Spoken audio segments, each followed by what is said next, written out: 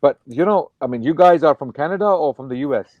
Me and Me Rami and are from Fire. Canada, and Anho's from Yeah. the States. Okay. Wallahi, even looking at North America, the history of Islam is so fascinating. Uh, from the very beginning of North America, Muslims were there, right? Did you know that there were Moriscos that uh, who traveled with the early Spanish immigrants or settlers who went to North America and Central America? uh, Spanish adventurers and settlers who followed Christopher Columbus and settled in the Americas. They took a group called Moriscos with them. Okay, Moriscos were converted Muslims who were forcefully converted to Catholicism after the Christians took the land of Spain. There was a lot of persecution, and Moriscos were there in America. They had settlements, they had colonies.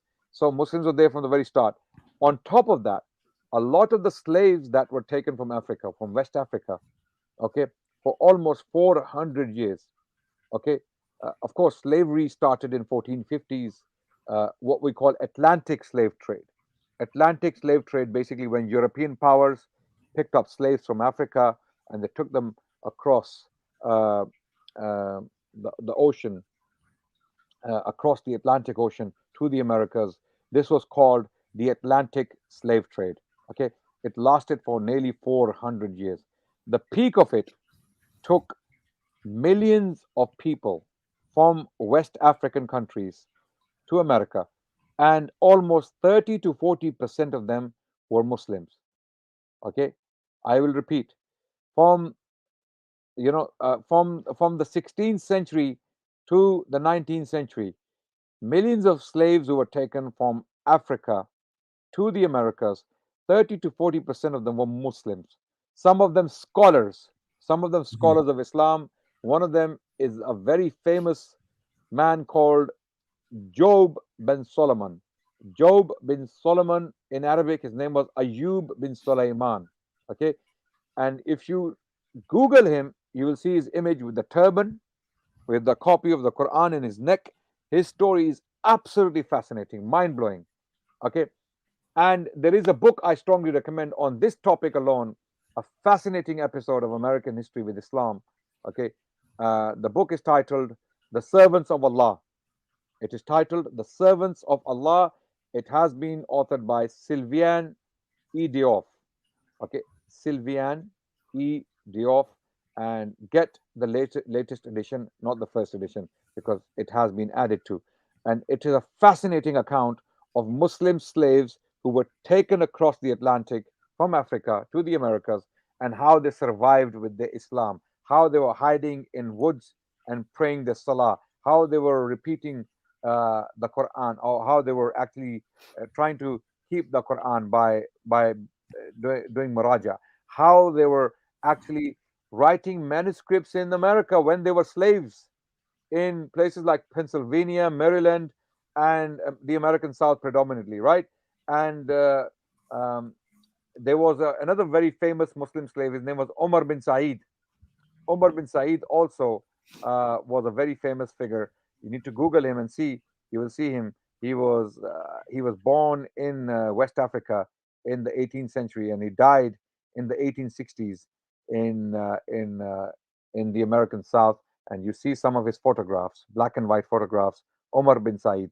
So this is also another side of the Muslim history which is often not appreciated and known to Mhm. many people.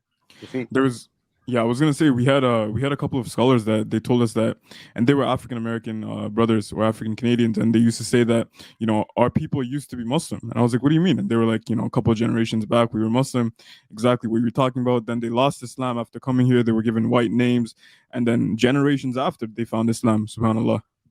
Absolutely, absolutely, and the reason why so many Afro American brothers are coming to Islam is because it's part of the DNA.